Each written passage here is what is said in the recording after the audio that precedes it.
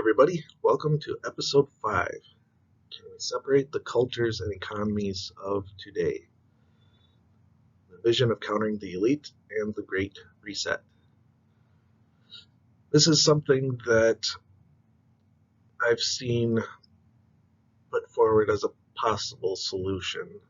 And since I like solutions, I wanted to look into it and at least provide you guys the ideas behind it. I don't know how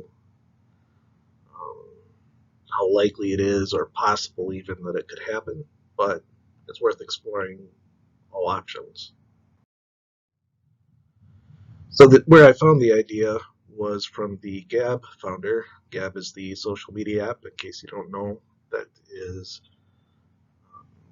trying to stand up for free speech in the face of Facebook and Twitter, Instagram, all of them. It was founded by Andrew Torba. He's a Christian and a believer in free speech, but also very much a believer, from what I can find, in the conservative Christian viewpoint. Now, I prefer it was Catholic, but he has a good idea. It's Christian, it fits within our basic principles, so it's worth exploring and better than what we have. So one of his ideas is building a parallel economy, kind of like he's built a parallel and self-sufficient, self-operating, self-contained social media app, or website rather. And one of his struggles has been that, at least as of today is March 11th, I believe. I can't even remember the date today. It's the 12th, as I'm recording this. It's Friday. As of today, he's been rejected, or his accounts have been closed by 5 different banks due to the smear campaigns and complaints of big tech, and even some of those so-called Republicans, one of them being the Texas governor, Greg Abbott. They've pulled their support or the ability for him to have accounts there. So he's been canceled by 5 banks so far.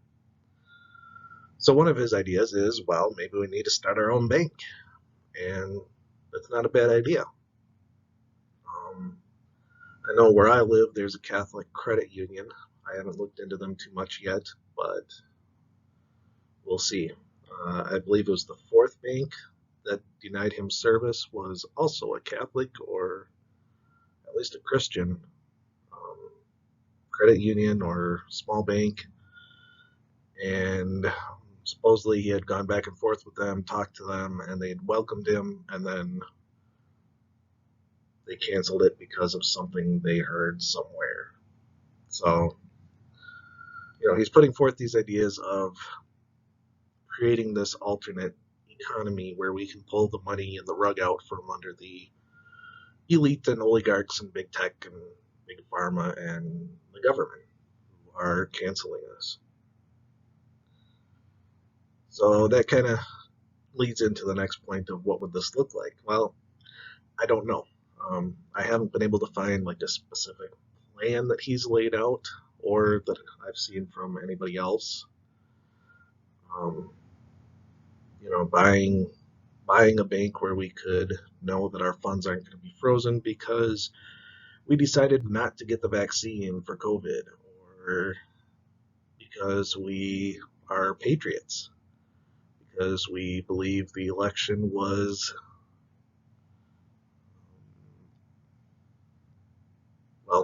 what it seemed,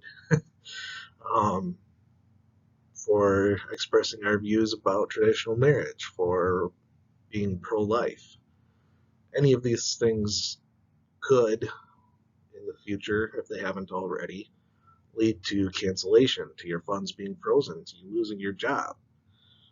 So it's worth taking a look at, in my opinion, that we form businesses, that we form banks, that we form communities, that we do what we can, that we pull our money out of the enemy's hands as much as we can, There are certain things, obviously, that we don't have any control over, and we got to make the best of it that we can. But I think it would take a lot of money to be able to even come close to an idea like this. Who's got if you look at the Catholic and Patriot community, who has the money, the willpower, and the legal means to do things like this? And there don't seem to be very many willing to take up the mantle. One of the things that Torba puts out there is Bitcoin. And he views this as an alternate currency that could allow us to kind of break out of this financial dependence that we have on the big banks and the government. So, what is Bitcoin? Bitcoin, I've done some research on it. I've listened to some talks, watched some documentaries. Um, it's an interesting idea, but I'm not sold on it long term. Some of the things that are cons are that there seems to be a lot of Chinese involvement in the actual creation of Bitcoin. Um, and I don't like the idea of relying on China for anything. So the fact that they're involved makes me a little bit nervous. It's very risky and very volatile in the sense that a $1 worth of Bitcoin today could be worth $50,000 tomorrow, but a $50,000 Bitcoin could also be worth $1 tomorrow. There's no set value to these coins. There is a limited number. I can't remember what that number is, but it's not a solid currency.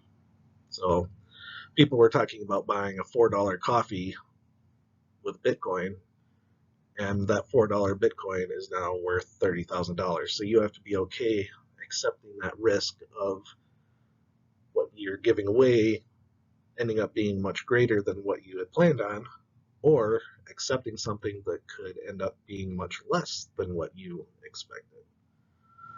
So, risk reward there. One of the other risks is that if you lose your key that allows you to move Bitcoin around, it's like a 64 digit or letter key that is unique to you.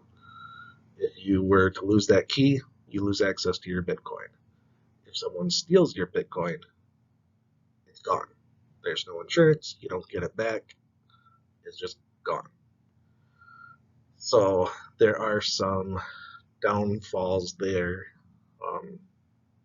They argue that it's a very safe currency or a safe system.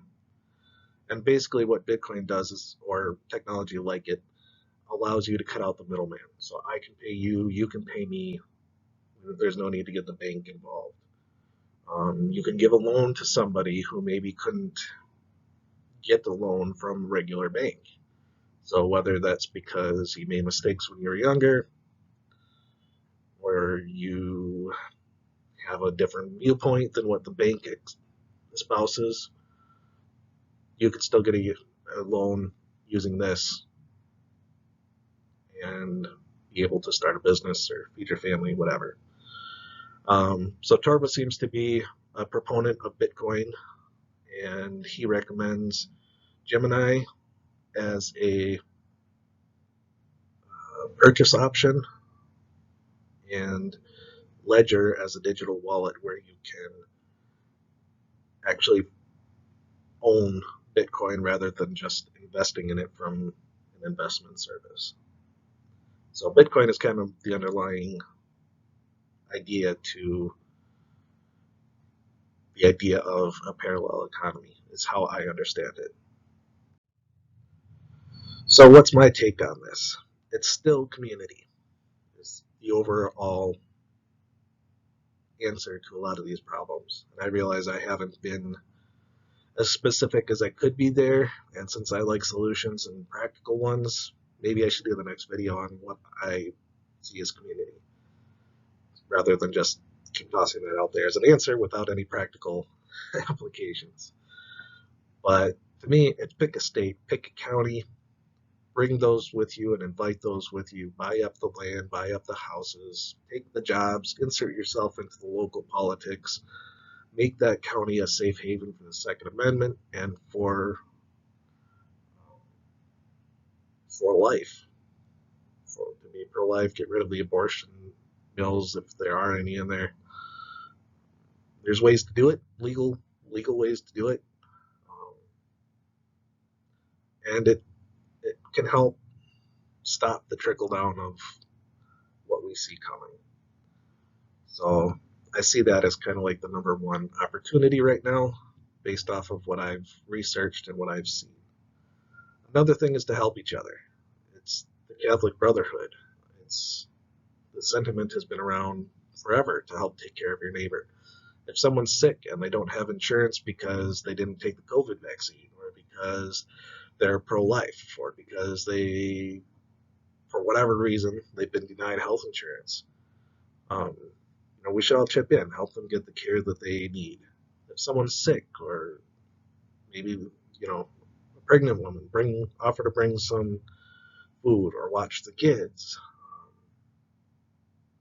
Somebody's having a hard time, give them an outlet to vent or to help set them at ease and to get them the help they might need.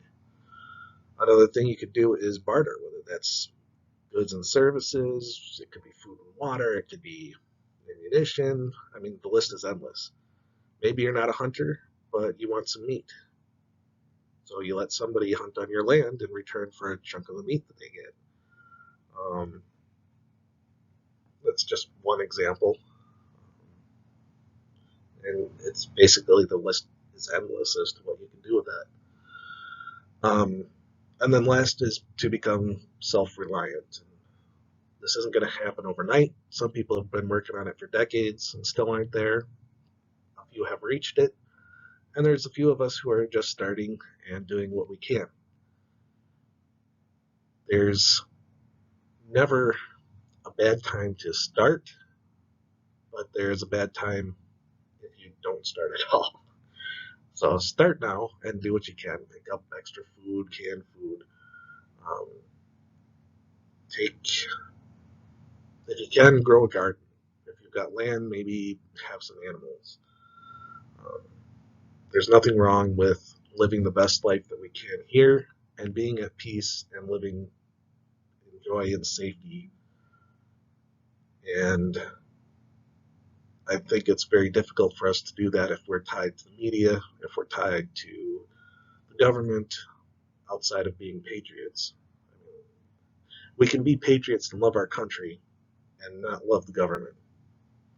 So love your country, but cut the regulation ties in every way that you can. Debt is another big thing. Get rid of the debt. Get in at the state level, or the local and state levels. Get rid of all the taxes and regulations, just so that you can live your life, raise your family, help others, and the end goal is for us all to become saints, right? So let's cut the ties that bind us to things that stop us from fulfilling that vocation. So that's all I've got for you today, guys.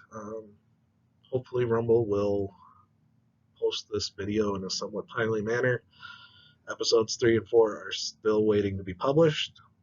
I'm not sure why that is, if it's content or maybe just Rumble's backed up with all the traffic.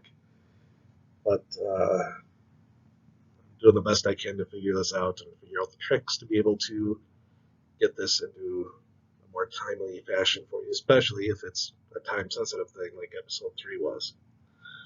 So anyways, God bless you, God bless the USA, and I will catch you in the next video.